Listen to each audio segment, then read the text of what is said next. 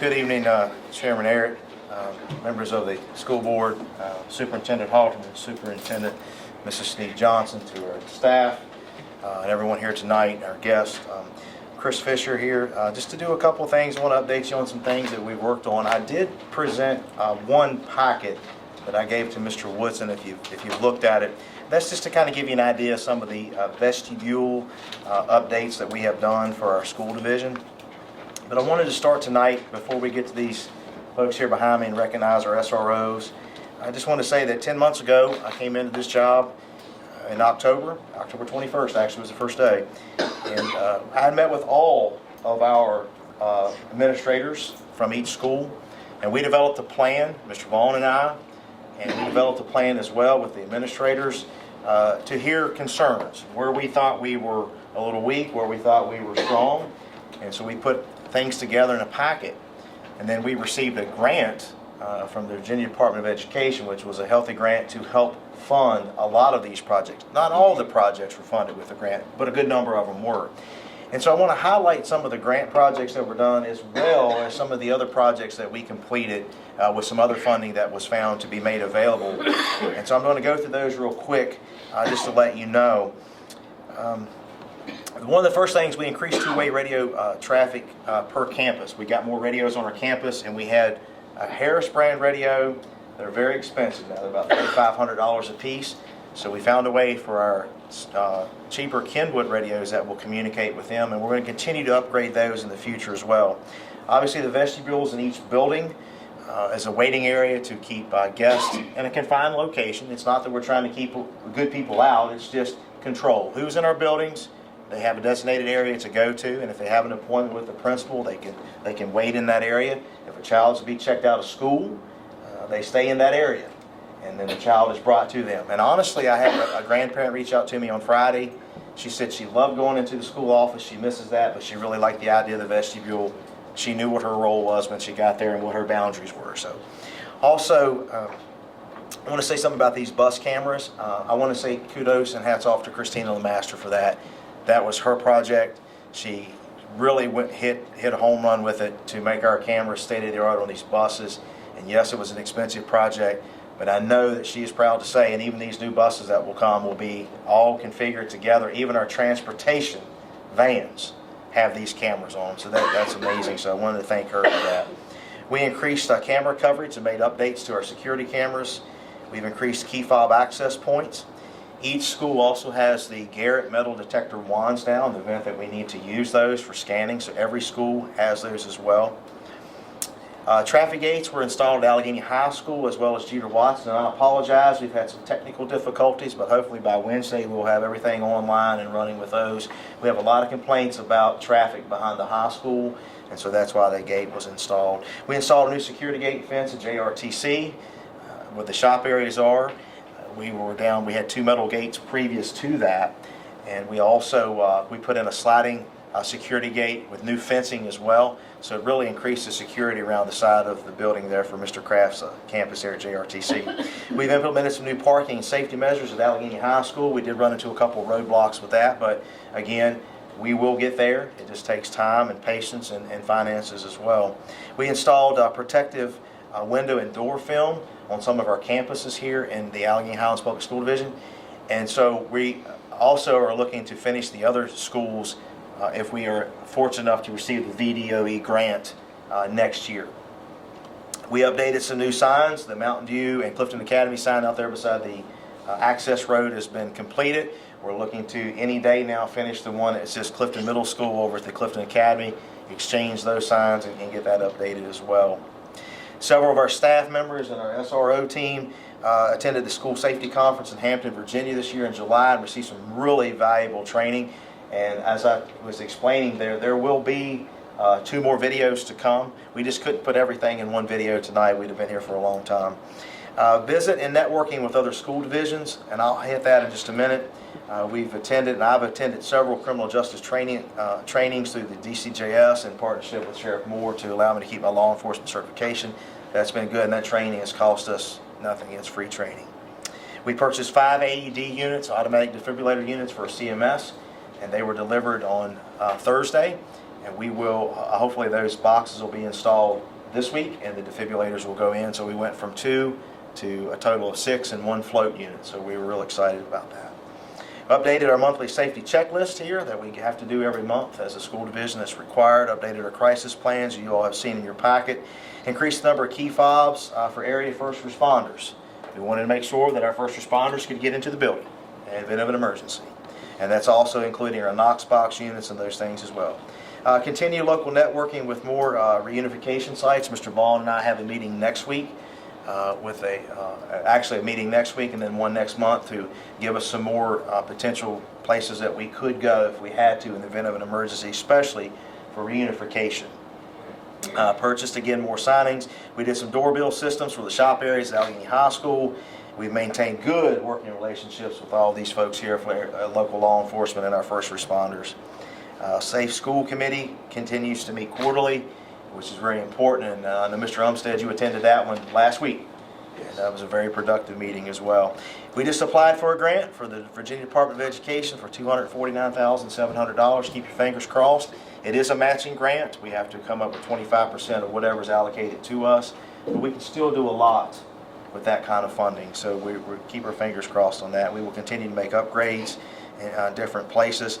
We need to get some speed bumps put in some places, some other little things. And I may have not highlighted quite everything, but I do want to publicly thank a few folks. Lieutenant Hicks with Botetourt Sheriff's Office. He's always opened his door at James River High School. I've been over there a couple times to see him. Chris Perkins and Mr. Dudley over at Roanoke City Public Schools have been instrumental in helping. If I ever have a question, concern, we call and they answer right away. And also I need to thank Mr. Drew Eames from Madison County Public Schools up in the Valley. Visited him and talked with him several times. He has the same job role as I have. I want to thank Shane Reed and the maintenance team. They work really hard. I think I've given Shane a lot of headaches over the last 10 months. But I do want to say thanks to that. And I want to thank all of our staff of this school division, the teachers, the administrators. I know that some of the changes that we've made were not always easy to start doing right away. But I think once we start doing these things and we realize how important it is, that we will be a much safer and better school division. I want to thank you all as a school board as well for standing behind these measures, and I want to thank the finance department, Teresa, and the team in there, because I think they kind of shut and locked the door when they see me coming every day. I want to thank the parents and our community. I want to work together. It's important, very important. And Joey and Daryl, we had a good time making this video series. I want to thank them. And we've had some hiccups, but we're well on our way. We also have had some intercom installations. Forgot about those. And a couple things. Lock classrooms. Shut the door. Keep them locked. If you see something, you hear something, say something. It's that important.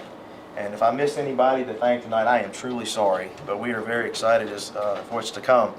And before I introduce these guys, I want to take you back to the year being 1998. This year I graduated high school, as did Danielle. That fall, Alleghany Highlands Public Schools then hired one school resource officer. That was Billy Angle. He was the first school resource officer. And then when the former CMS in Mountain View opened, that was Walter Nicely was the first resource officer, and that was in 2001. So tonight, I'm going to move on, but I want to say what a blessing we have, to say the least. It would be a minimal thing to say, as a working relationship that we have with all these folks, and I mean that. I spent 18 years of my life in the schools, amongst other roles at the sheriff's office, and what they do is very important, and the commitment that they give is just second to none. They love the kids, they work well with the staff, they're readily available, and they participate, and they know what's going on in their buildings. And they constantly call if there's an issue, something that needs to be fixed right away, a camera or a door today needed to be fixed. You know, they're calling and telling us what's going on. And so, in partnership with Covington Police and the Alleghany County Sheriff's Office, I'm going to turn this over to Sheriff Kyle Moore, the Alleghany County Sheriff's Office, and also Chief Christopher Smith with the Covington Police Department. He's going to introduce you all to your SROs and let you answer any questions that you all may have. But again, partnership is important. See something, hear something, say something, and then I'll come back if you have any questions. Okay. Thank you, Mr. Fisher. Yes, thank you all. Thanks, Chris. Jim?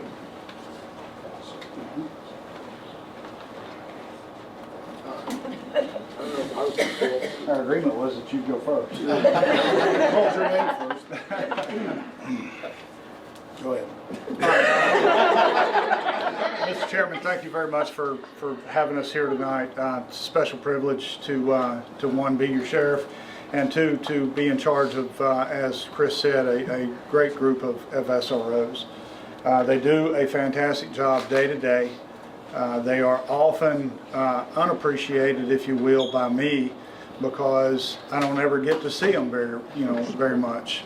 They're in the school, they're doing their thing, and I'm usually behind a computer taking care of other things. But I do know that they do a wonderful job. One person that wasn't mentioned is Lieutenant Phillips. He is my administrative commander, and he basically oversees the school resource officer program, among many other things that I have him do. But he does a wonderful job in staying in contact with them, visiting the schools, making sure that they have everything they need to do their job. And I just want to say one thing real quick. Resource officers are much more than a police officer. A lot of people see them and you think there's another cop, there's another deputy. They're a whole lot more than that. They are a counselor, they are a part-time parent, they are a guidance officer or guidance counselor, if you will. They're also relationship counselors. A lot of these high school students and middle school students are getting to that age to where they're having relationships with each other. And they won't go to mom and dad, but they'll tell everything to these guys. And so they're very good at what they do. They're trained to notice problems like what Chris said, a door not working, a lock not operating properly, telephone being used when it shouldn't be. But and I know that's a new policy that we're probably easing into. But I'm super proud of them. I'm just going to name them off real quick, and then I'll let Chief Smith take over. Corporal David Creedon, he's in the Callahan Elementary. Sierra Cosby, Deputy Cosby, she is at the Clifton Academy and Mountain View Elementary. Deputy Scott Dudding is at the high school, and Deputy Chris Bowles is at Sharon Elementary. And I couldn't ask for a better group that is suited for the type of job that they do. So I just want to give them a